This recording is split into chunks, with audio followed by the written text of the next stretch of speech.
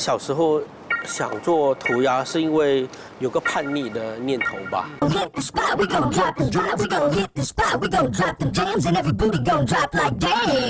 就我觉得很多东西都是要合法，做什么东西都有一些规定，所以对我来讲，涂鸦可能是自由吧。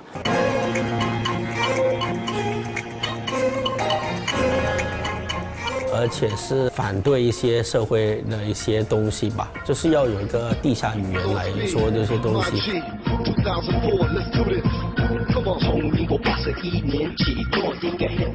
新加坡以市政府严条的规范来全面教育的大饼，本插图向时国际有名。不过，老东亚的经济发展同对世界的影响力比起来，当地的艺术环境点都较保守。不过，为了飞天文化沙漠的标签，还向东南亚艺术基地迈进。新加坡24年来，越来越从事文化的发展和复兴。今年就向下拜访，对揭露涂鸦有名的艺术家罗克汉，来看当地本人想不到的流行艺术文化。你刚刚说这是你最新的作品，对，可是这个我们刚刚前面这样看过来，其实都是发，都是画。其实你说跟涂鸦还是有一点关系，虽然说可能不是最传统喷漆的。像之前可能没有网络那么发达，还有手机、Instagram 那些，之前可能你就要喷一些东西，在大众可以看到的地方来做涂鸦。可是现在我觉得已经不用这样辛苦来做，而且可能我年轻时候已经做过涂鸦，也没有这个必要在街上来表达自己了。这样我觉得就进了画廊里面，其实还可以用不同的材质来表达涂鸦的这个精神。魔术汉字的创作风格，老持有开放的色彩，现对客汉作品的第一印象，也就对新加坡大嘅客家乡亲，此些对画图就充满热情，还是老上司专做发布图啊，变作休赏时节表达自我的窗口，规律对揭露条行业异龙，在全世界各大上市展出，系老新加坡的 pop art 和世界都得看到的代表艺术家之一。帮我介绍一下是什么样的作品？这个作品是我完全联想不到跟涂鸦有什么样的关系。我刚开始做涂鸦，我就到了纽约，认识了一个涂鸦大师，叫 Phase Two。Phase Two 就是创办涂鸦的人。像那年代，可能2007年，我就觉得哇，自己的东西很好，就给他看。他就说，这个是我们美国人70年代就做过了。这样你的身份，你的 identity 是什么呢？你是华人吗？新加坡人吗？这样其实给我一个很深刻的一个感想吧，所以我就慢慢改变，就用可能涂鸦性的一些表达方式，可是里面我用的字全部是中文字来做涂鸦。你说这边是中文字，这个是中文字，因为涂鸦我们都喜欢写自己的名嘛，我们做涂鸦的时候年轻都只写自己的大名。像我本姓罗嘛，我的罗的方式是用头要左边这样看，其实这个左边。你要头要这样往这边看，就看得到四维罗。哦，看到了呀。为什么要人家把头这样转？也要人家做我们华人做涂鸦艺术有另外一个角度来看。所以这另外一个角度也是一个很有意思，让人家知道。有人讲，创作就像个艺术家庆祝自我认同的过程。后摆因为西方帝国的知名矿藏，阿祖沙菲在赤壁和赤准的矛盾结合度。从用情感，一点点的展现神法和艺术度，影响到今。我用日本西方文化肯定者，因为老几家同西方的背景元素做结合，客观透过神法观察，见老几家同沙菲反向对话，开创出特别的风格。我本人就是画了这个系列叫《上班英雄》。上班英雄就是我回来新加坡的时候，觉得我们新加坡就是各个人来的是苦力嘛。很多就是不同各地的人来，可是把一个城市还是个国家的那个经济发展起来，就对，其实就是一般上班英雄无面的英雄来创作的，就把这两个东西画起来。所以你的画其实都还蛮有意涵的，它不是说我们单纯看到它可能就是一个我们认为的是英雄人物，它其实是跟新加坡的故事是有结合在一起。对，所以颜色也有点改变。这个系列我就画了这幅画后。像有一个朋友，他有一个品牌叫 Subcrew， 所以你有跟李灿森合作？对，就从这幅画我们做了一些周边商品啊，我看到了，你是那个 Subcrew 对不对？对，就跟他们做了一系列的东西。那你怎么会想说要把街头艺术跟品牌合作？那是受到这个的影响吗？其实这个是我后来才知道的，这样因为可能我画的风格是比较对年轻人比较喜欢吧，颜色彩色上比较鲜艳，所以他们有跟我聊到有没有办法做，这样我就尝试做。这样我小时候是开始用公仔来学习雕刻的，这样从公仔慢慢变异，就做大，就做了一些比较大型的雕塑。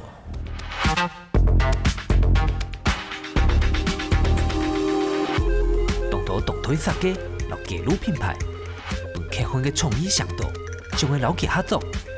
不过，唔受到市场肯定着，系佢对艺术嘅初心。对佢来讲，商品抢系本艺术行家神巴巴嘅东西，系你推爆百年嘅高强度，行家丰富嘅建模向形式嘅跨界创意。無論係 MV、音樂、圖畫、雕塑，為了解客觀嘅靈感鏈條，就向下多期嘅工作室嚟看一下啦。所以这里是工业区，因为我的有喷漆的东西不能在一般的地方做工作室吧。好，我有听到那个 Mark 咯，第一次要参观涂鸦大师的灵感发想地。哦。这个是我爸妈刚好你们好来探班，我是来探班的啊，今天我也是来探班的啦。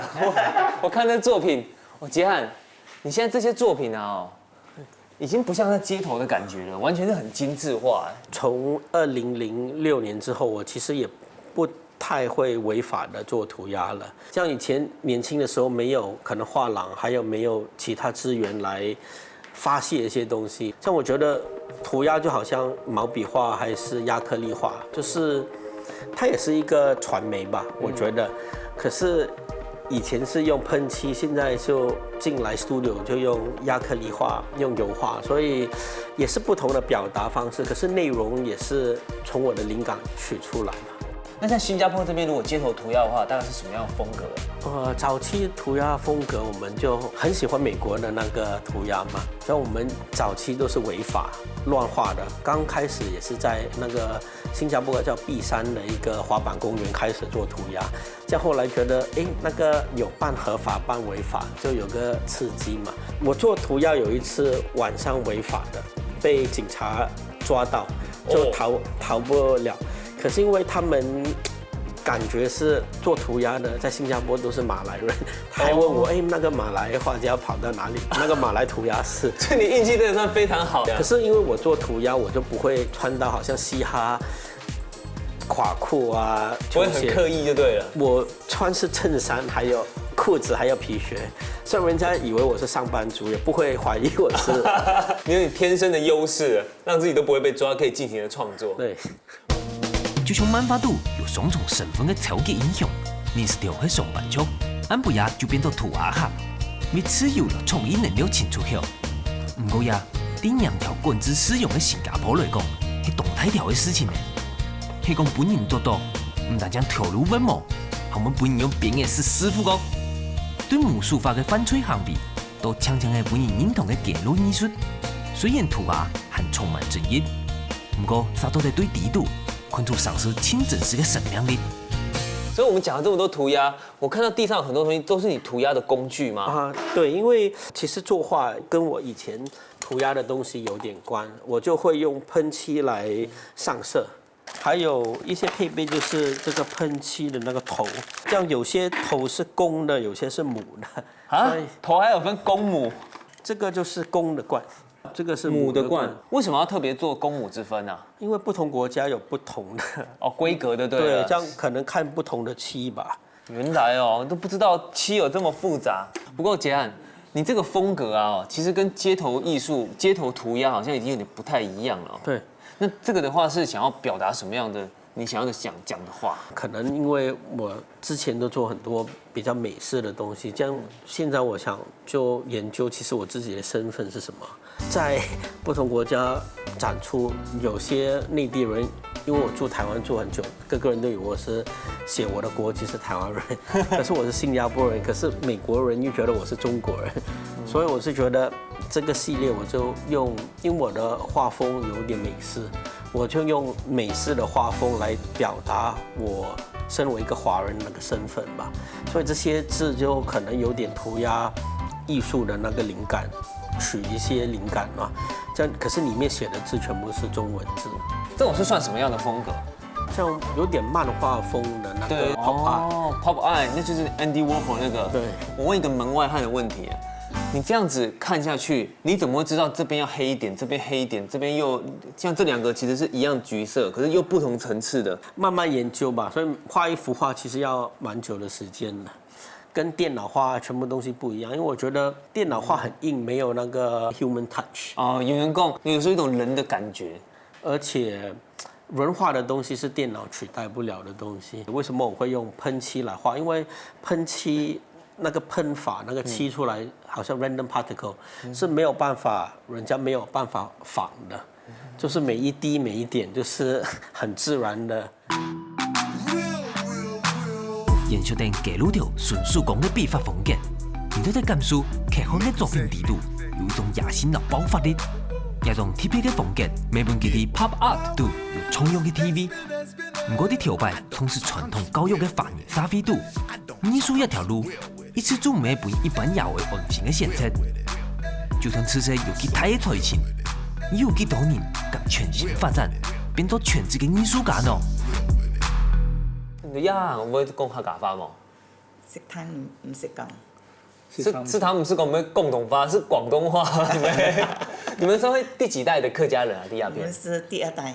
第二代。不过听你们的口音，其实好像不是那么，就是会混杂很多不一样的语言，没有很纯的客家话。我们的爸爸那一代跟他的爸爸，他们时常都是用客家话，那些叔叔伯伯同乡的都是用客家话来交谈，在家里面在家里来到都是。那么我们生活在新加坡是一个多元种族的国家，那么政府不喜欢不鼓励我们用方言交谈，所以我们的华人都是以华语来做交谈。像若只讲来驻前啊，要去共同危险过来嘅，过去台湾这片，不过可能因为台湾要被反击比较单一一点，我们比较没有那么多外国人在四周围，所以我们讲话客家话就是客家话，不会讲掺广东话、掺英文安的。对。其实你们一直都知道杰汉很喜欢画画，不过你知道他后来是画涂鸦的吗？我不知道他会在涂鸦，那个时候是知道。他晚上去，我们不知道。上面是高楼大厦，一转过来，那边全部都是涂鸦。这一区全面是军营的，这样这一区都是我们犯法违法的做涂鸦的。新加坡的法律比较严嘛，他们在这里可以做到涂鸦是很屌的一件事，所以很多人都来这个区块的涂鸦。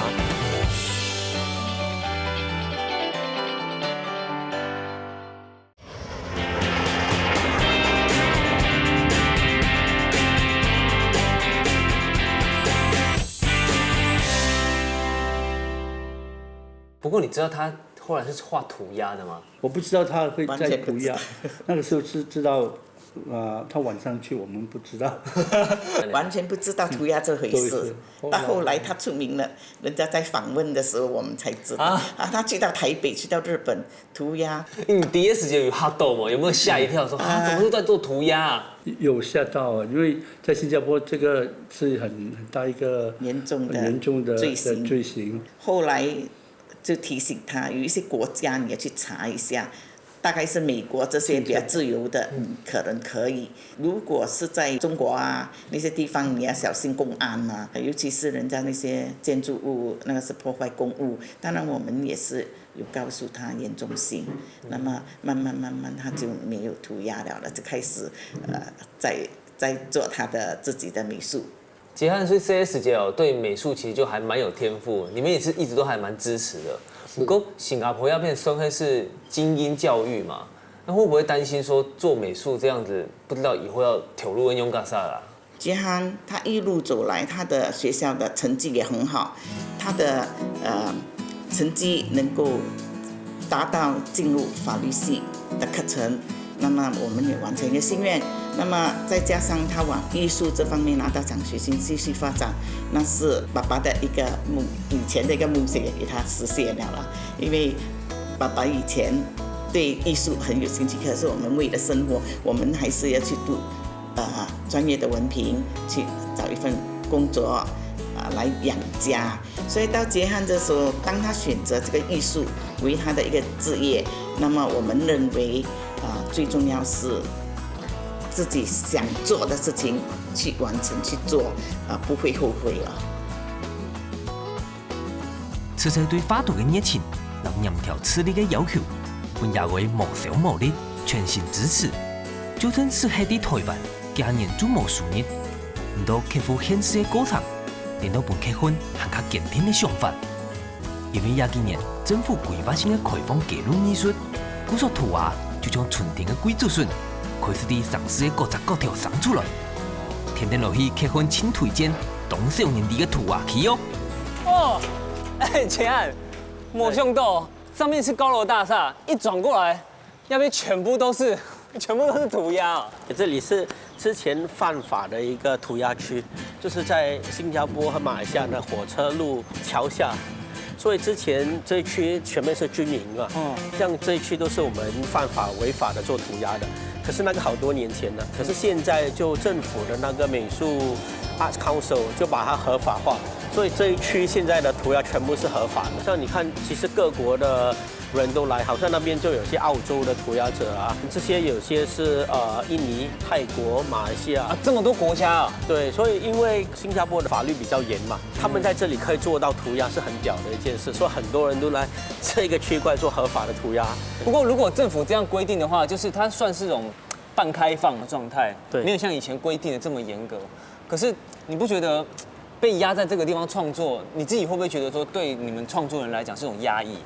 我觉得涂鸦艺术是做得很好，可是那个精神已经失去了。现在我觉得很多小朋友他们做涂鸦变得有点商业化了吧？年轻人一定要喷一个涂鸦，拍个照，我就哇，我现在做了新加坡，好像蛮厉害的感觉。对，就这样，这个启发点已经有点错误了。所以我觉得涂鸦就好像一个野生的一个老虎这样子，那个野生老虎在森林里还是在城市里随意可以攻击，还有一个杀伤性吧。可是好像这里的老虎很美，可是好像马戏团还是动物园里面的老虎一样，它已经没有那个精神，而且没有那个动力了。你一开始怎么会选择涂鸦当做你艺术的第一步啊？因为可能小时候也蛮有压力的吧，很多局限，可以做什么东西，不能做什么东西。像我要从事画画的时候，其实那条路也是很少人走吧。像我觉得有时跟朋友一起玩，开始滑板，在那个滑板公园喷了一下，我就觉得这个精神蛮好的。就因为有很多不能说出的话，其实可以发泄在涂鸦上面。这样其实发泄后感觉有个快感，而且很开心啊。早期可能叛逆时期的一个过程，那个过程也使到我现在作画会想到以前用喷罐，所以那些灵感还是过去的经验，就拿到现在就是绘画的那个工作室里面来作画。来谈起来哦，感觉在新加坡那边做艺术方面好像比较多的限制。那你会不会觉得说这几年一路这样做下来，觉得有一点遇到困难呢？其实有限制，就好像一个艺术家可能有2个颜色吧，你就要用自己的创意来调多点颜色。就如果有给你黑白，你就可以调成99个不同的灰色。所以我觉得有限制不一定是个坏事，可能使到创作者会比较用创意来想一些漏洞可以玩吧。所以我觉得现在限制已经比之前好很多，而且机会也多很多。所以新加坡的平台好像要卖画，画廊也突然间增加了很多。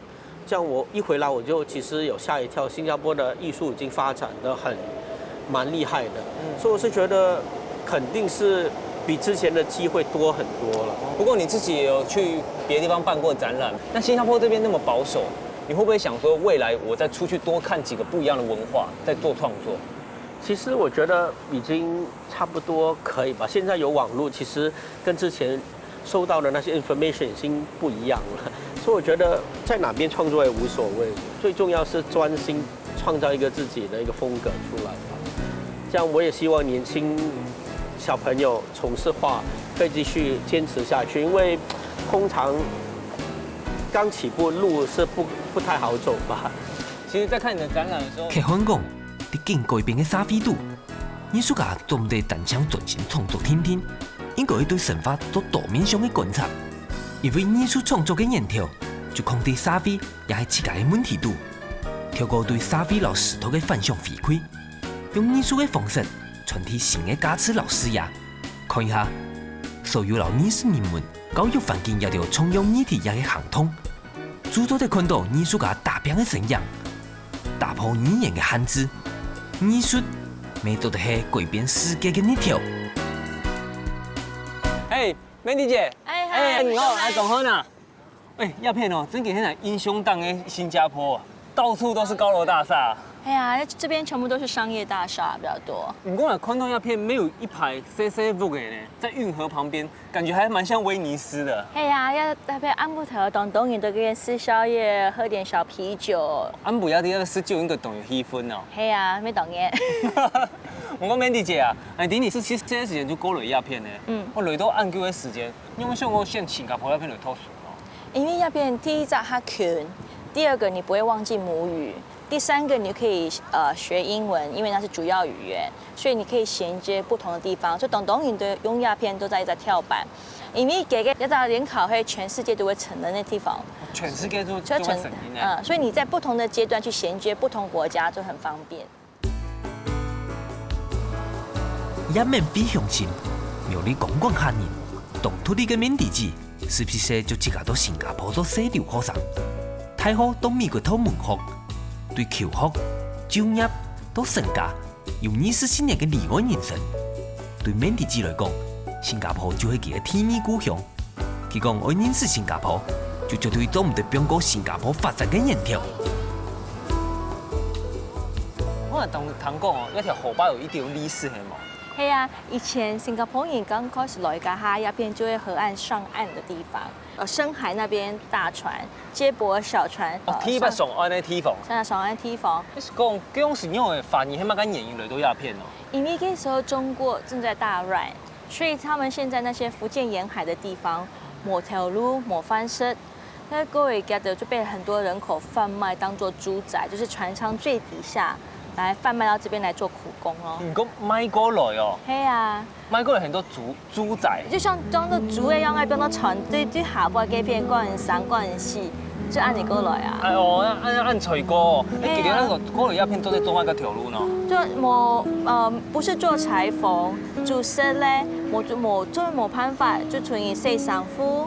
各位現在就是搬東西，用勞力來那個，就比較低階一點的勞力工作。對。不過啊，糖工嘛，跟很多牛茶水、牛車水，係乜個意思？以前搬運工人，他們牛茶、牛車搬運啊，還是用牛來托運到那邊去的。這邊就係上岸的地方。所以那邊是華人聚集的地方嗎？對，華人商家的地方。Mandy姐講，河壩船也紀念嘅來福士腳師，嗰時就係啲下船。老一隻西吳村打造邊亞洲嘅第一隻自由港，新加坡嘅建設開發係意思人工做嘅苦力，對中國海船從本人講係交通體育嘅爛船呢，到新加坡開山打拿出來嘅，一頭擺化工難用嘅求生史，東吹歌雖然一條分家看唔到咧，不過對當地國際代表度來看一條故事，咪係認識新加坡嘅另外一種方式。跟你實習這段時間，你來到鴉片，第一次來到新加坡會乜個印象咯？以前我來家下鴉片，冇按到太了誒，就像我第一次見到手扶梯的上下。手扶梯你第一排看到？看到，到苗栗那有看到，苗栗我都擺就錯唔錯嘅，點啊？嗰個來鴉片，嗰個視察嘅方向，嗰個行路行唔錯片啊。行唔錯片？對啊。什麼地方都感覺不一樣，唔會動講哦。應該唔啲講啊，因為都學個特殊。學新嘅東西都來唔切，那有好時間不用講。不過新加坡鴉片也都提供種族蠻多元的，不管是馬來人、印度人，還有外國人、西方的人很多嘛。那你來這邊你是算第一次出國嗎？係啊，第一擺出來。個第一擺出國看到按朵某種種種嘅人唔會講啊，唔會嚇到的。哎呦，怎麼跟我不一樣？应该唔会，因为就是我父亲经商嘛，我看见就美国人啊、日本人我常来。哦，你飞的时间就看到懂多诶，这边讲都叫红毛诶。哎呀，所以我按感觉，各位，新加坡在住宅区的规划跟商业区规划其实是有分别的。住宅区来来去去，华人、马来人就他多啊，所以我按的感觉。私音都懂好嘞。应该懂后私音，没私音懂后。这种很特别的说法，踢败糖豆。对，因为它会截取不同种族、不同多元社会的一些好的，把它加入在里面。对。条摆出名老移民政策，造就了新加坡多元嘅族群文化特色。本新加坡有4亚族嘅爱好，为咗团结所有国民，政府统一用英文作官方语言，用嘅人才唔偏任何族群，对生化教育度。相互尊重文化老习俗，唔但将造就了新加坡族群和谐嘅基础，更加天数的新一代移民东家就容易。要不要分麦该去啊？这边虽然是一个比较传统的一个宗教信仰的地方，它这边这是4马路关庙，这是印度庙，可是因为他们的中原都是佛教，所以你有看到印度庙这一边它是有拿香拜拜，然后这边的话就是传统的观音4马路庙。你讲来伫泰国的时间有看过印度庙啊？那底部拜拜最传统的方式，懂就在拿法，这边怎么会是拿香哎？各位城市的一个接落的地方，像这个它是以色列的石榴，换作玉米，现在上口下澳洲甜玉米，泰国的、韩国的，对，埃及的橙。啊，你看到新加坡那边就冇去改东西哦。港式。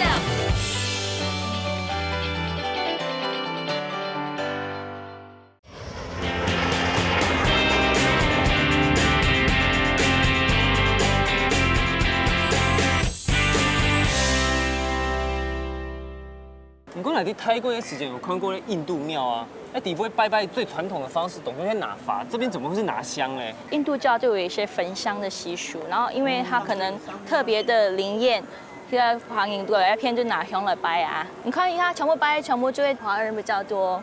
皮肤上面一看就知道，可能应该是法。等一下你可以看到，黑亚4马路没有看到那些外国人啊、西方人啊，或者是一些印度人啊的没有来拜。你看我去嘛个呀？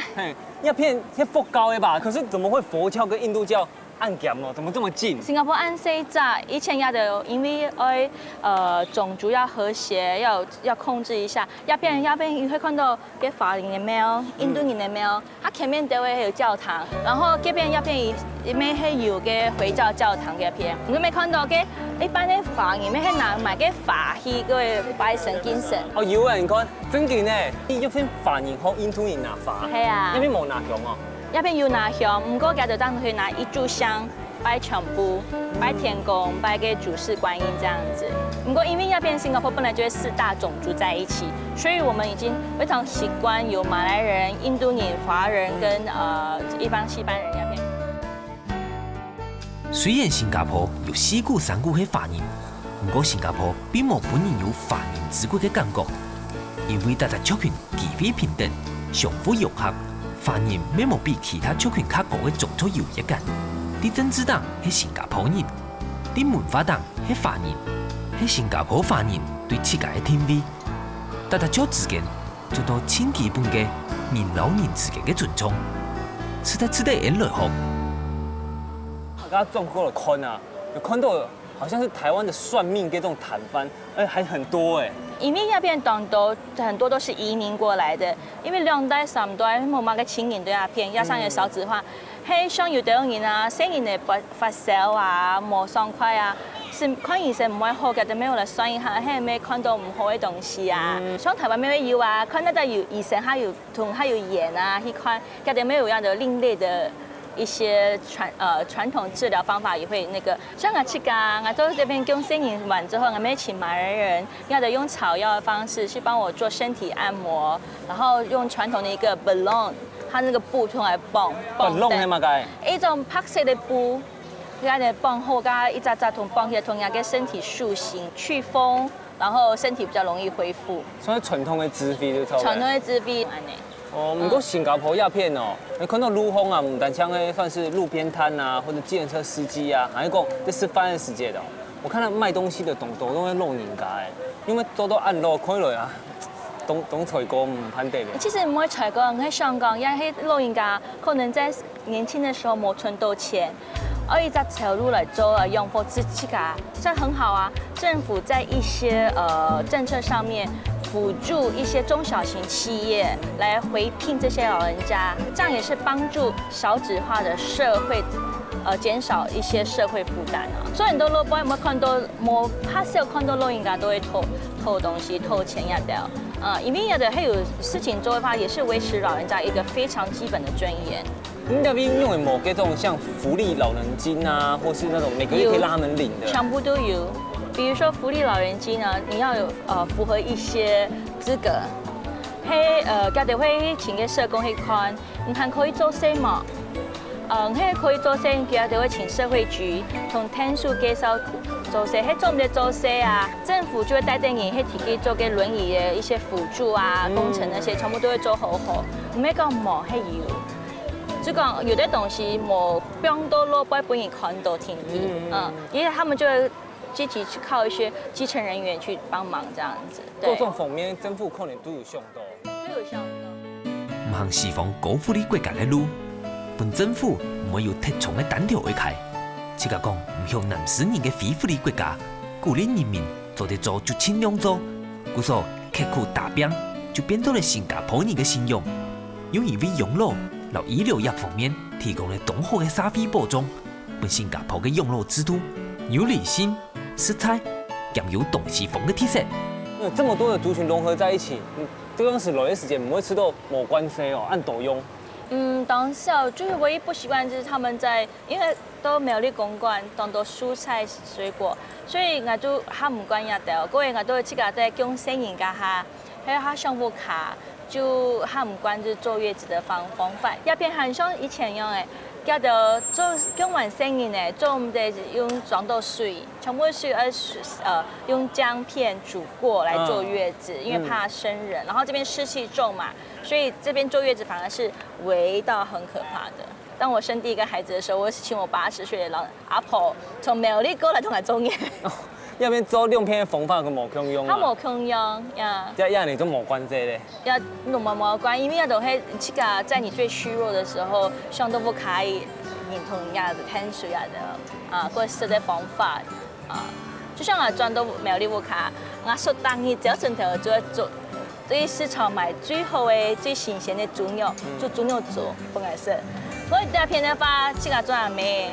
我看生買嘅要自家去買，要去上購，這種當然會冇習慣，真的就是一種家庭的溫暖的一個冇習慣樣誒。外在來講，其實外在的東西都可以慢慢的自己來吸收。對。不過內在心裡面，其實小時候故鄉那種記憶。當你需要家裡的幫忙的時候，你就會想因為按眼。就像我同阿媽講，你睇家人就都喺旁邊不卡親到。我想阿妹按辛苦啊。係啊。加到按眼來，就會意思起家。緬甸之講係講會誠意動鐵，白沙就會行你新加坡嘅好素菜。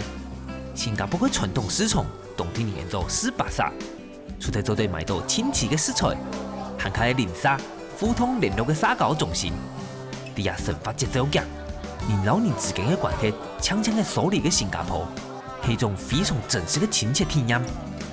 不過其中神奇嘅係，新加坡嘅國際化，原來對菜市場未做得看出來。是個會從世界各地來嘅地方，像這個它是以色列的石榴，換過玉米，那天上過下澳洲甜玉米，泰國的、韓國的，對，埃及的橙。你看了新加坡那邊就冇去改東西哦。當 sell 我們還是有一些小農在種一些新鮮的菜，不過 sell。但係看到啊，我冇用買印度搞嘅東西，和肥搞嘅東西啊，佢入邊搞唔出豬肉啊。入邊你還是有食豬肉。還係有，行過來 T P 就開一下，你冇看到買緊買豬肉嘅。有啦，因為要尊重客人，就買豬肉嘅地方可以都較低度。真記得呢，豬肉攤空一個條幾杯啊。係啊。你今天買乜雞？那個我明天要煮豬腳，有前腿嗎？然後那個五花肉500克，幫我切大一點。拿有根的。好。有根的會比較好一點。太記啊。看那边不高哦，因为新加坡鸦片，你说回教徒也不吃猪，然后这边物价又比较高，那猪肉会特别贵吗？因为鸦片的猪肉、牛肉要的全部都是受到市场控制，会有一个政府举办的官方的职种公家商去压制整个价钱，去平衡整个价钱。就唔啊，因为从其他的台湾乡亲这边提供，那边牛肉会比台湾、比中国要的全部还便宜。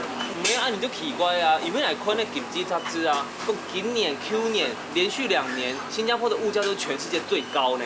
任何进口的东西就会比当地进口国还要贵一点的呀。政府有给这种多元化给你选择，你可以去吃进口马来西亚的最近的一个芦笋，也可以选择从欧美进口的水蜜桃。还是要吃台湾的水蜜桃，这些都是你有选择的地方。像台湾的水果又大又奖，就算是高价品，在一般的邻里商店就会比较好销的诶。我台湾的水果王国，按人家比是吃唔到啊。嘿啊，台湾水果当好食，当到新加坡也就免当好食。不过因为价格单价高，常本人就台湾人家可以爱买的哈，就因为台湾人有聚会，就买它太习惯了，我们当做是一个犒赏自己的时候才会去买的东西。啊，你运气当好，你都会种回台湾起价真。嘿啊，都没有你去甲涨就好诶。新加坡的神法成本连杀3年世界大第一，这些国土意识精巧的国家，不管是物价，也是业绩的水准，都高过台湾几下批。不过就像缅甸子讲的，就可能上会够用的神法，当地人有自家一套生存的方法。其实适合现炒蔬菜，上市还做得青岛比台湾还较便宜的东西嘞。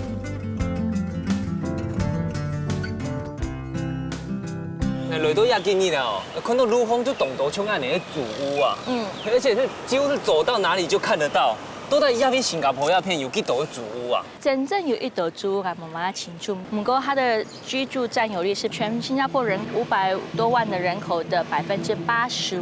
85？是的。你们算一算，有300人万人都黑到祖屋里边。对啊。你差太多哎，因为你有看过资料哦，台湾也有像国民住宅是国宅啊。占有率才0.65%，要不有80几%呢？因为这是国宅啊，政府提供一个平价的居住环境给新加坡国人。因为我们这边的主屋是99年的使用权。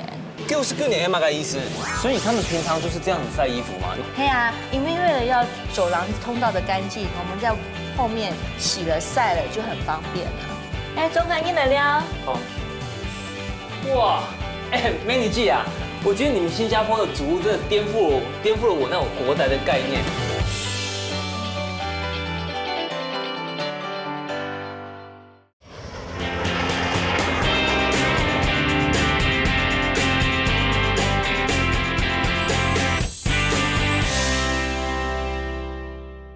99年嘛个意思？我们向政府承租99年使用权。因为他是希望人人平等有机会使用国民住宅，所以当我们99年的拥有人，他往生了或者是有其他打算的时候，政府的建屋局他会把这个房子以市价买回，然后你那个市价再分给你所指定的人选。那按你来讲，一傻你就做不对买董头付给按你，除非你是35岁以上。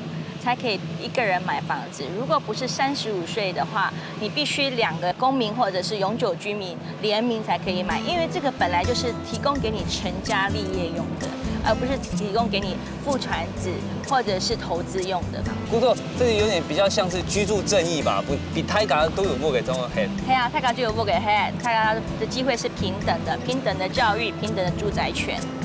对，所以而不会说这样拉锯那个 M 型的社会这样。安逸乐业是达3人的梦想，虽然没是有众多的投资人都同意太赚钱，不过为了稳定社会基础，新加坡实行了达3人自由屋的理念。1960年就规划了住屋，禁止买屋投资，合理分配，用使用权代理所有权，挑战反映有土地就有钱的观念。本经济成长让政府监察。每本土地让房屋市场炒到越来越贵，而政府的严监和执行力值得人类思考。人家去四重地步啊，看到动马瑞人呢，要不送回马瑞人的沙气嘛？政府会有一个条例，华人、印度人不同的种族有一定的比例。在一个社区族群里面，有的印度人他狗马来人他喜欢在外面晒衣服，就在他1楼、2楼，因为生意都会高，他欢喜，他好聊。华人就是越高越好，因为房价越来越高嘛。民情冇共用啊。民情不一样，生活方法冇共用。所以他们平常就是这样子晒衣服吗？对啊，因为为了要走廊通道的干净，我们在后面洗了晒了就很方便了。中餐饮来了。哇，Mandy 姐啊，我觉得你们新加坡的祖屋真的颠覆了我们那种国宅的概念。我们台湾的国宅不可能会有像你讲的这种楼中楼啊。以前的人口结构、家庭结构比较大，这个房子有40年了，所以给的不给它太早的喂。没啊，你够70年呢。你哪看到不有一个东西呢？因为大概有规律性的外墙每7年会油漆过一次，然后7年啊，电梯什么都会整修过。来，你来抽。好，像你那这种屋的，差不多会几多钱啊？目前的市价差不多70万新币。70万新币差不多1000多万台币啊。按规哦，你就付钱的时间也是跟台湾一样，都是用贷款的方式吧？我们是跟公积金贷款。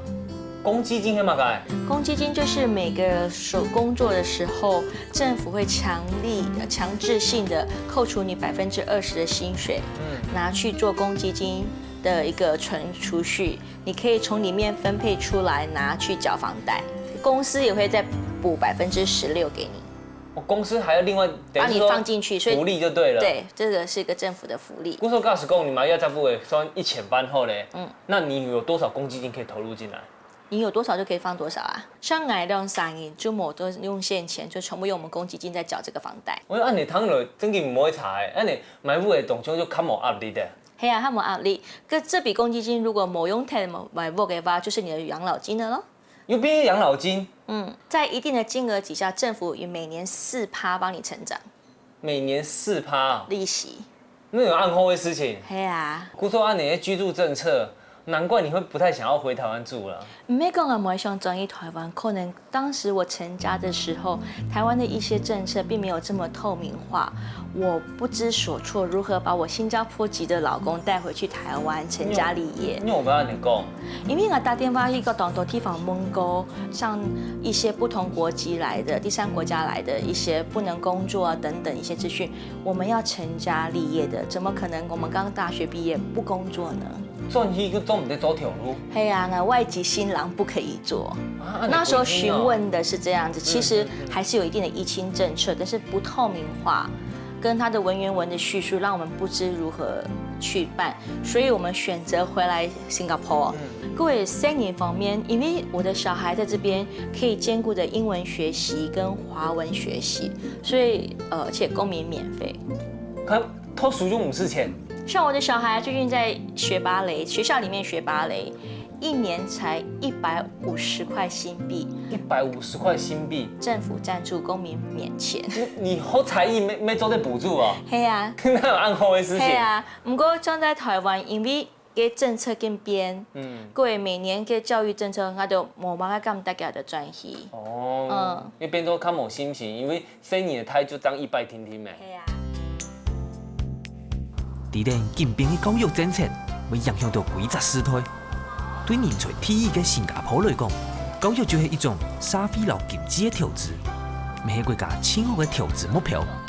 第二，台灣共用大生育率嘅國家度，政府為咗鼓勵大家多供子女，創造了當地友善嘅環境，每面理解一個人前面現在係啲新加坡嘅原因。知道新加坡那邊都在講係一個強勢嘅國家，啲行啲路況其實到處都可以看到綠化的效果。係啊，你看望遠看過去，全部就係公園樹，一個公園係新的填海的出來的。哦，填海哦。對啊，因為新加坡沒有自然資源，沒山沒水，覺得為了打造一個綠化的地方，就做一個填海的海灣邊的公園。真的，這新的景點 Garden by the Bay。那用一個按斗的書哎，而且造型蠻特別，好像以前沒有看過這樣子的造型。它除了要把這個造型推出來，除了天空之樹之外，還要吸引不同的國外旅客來觀看。所以他們是把绿化的概念，把它做成一个公园，主题性公园。昆都暗都哎，很多都是全家人一家大小都带过来玩。不过台湾们唔会查啊。跟你冇想讲，带你老公做去鬼玩。好奇啊，然后转去哦。不过，因为我们毕竟我们受的教育跟工作，这边的机会比较多。唔过佢同好去台湾。专业某一家女婿哎，好吃好喝，在家里招待，当然有好料啊。你很喜欢台湾哦？那当然啦，台湾有很多好玩的地方啊，而且也有好吃的食物。最重要一点，我们赚新币回去很好。那你会想要去台湾住吗？以后如果有机会的话？如果有机会的话，尝试是为何不可呢？只是说有考虑到说小孩子的教育，所以我们也是说想现在让小孩子有个起步，让他们受这里有不同语言的一种教育方式。因为你在陆空哦，看到懂得法年的3年，其实大部分还是以英文为主嘛。可是你们好像都是跟小朋友讲中文哦。我们要希望说小孩子先以华语开始。这一方面呢，也是有考虑到说，当我们带他们回台湾的时候呢，他们可以跟长辈沟通。如果说我们以英语的方式来教育他们的话呢，是担心说，当我们带他们回台湾的时候，他们没办法跟一些长辈一起。他们这边我知道好像是有推行要学习至少2种语言，是不是？是，就是自己的本身母语跟一个官方语言英文这样子。那当然是他们对母语的要求，并不会像英文这么样的精深。不过我会谈，我会讲，我会读，都在省吧，按你在新葱油嘅。对啊。听你讲啊，按你这样子的话，不管是食衣住行，其实你都是非常非常的适应。其实刚开始的时候，我也是很不适应，因为一个家庭，我的娘家嘛。我会讲我对啊偏很多事情啊没唔低，不过试着用不同的角度把不适应的地方欣赏它的美。比如说我适应呢，我就试着去跟邻居打交道，他们印度人过节庆会送糕点来，帮助我们适应，是不同的方式去适应它，不同的角度去欣赏它，你就会发觉其实这个地方对家庭的凝聚，对孩子的教育方面是非常棒。伫多元嘅沙菲度，可谓全冲；伫开放嘅市场度，接上国际。新加坡老挑板嘅沙菲，种出对立，老吸收资源嘅危机，一样积极，老对未来嘅效率，化作国家发展嘅基础。佢都对无都有，行出自家嘅路。虽然新加坡嘅经济模式无办法可比，不过挑民化嘅制度，老带领国家向前行嘅企图心。值得所有人尊敬，老可惜。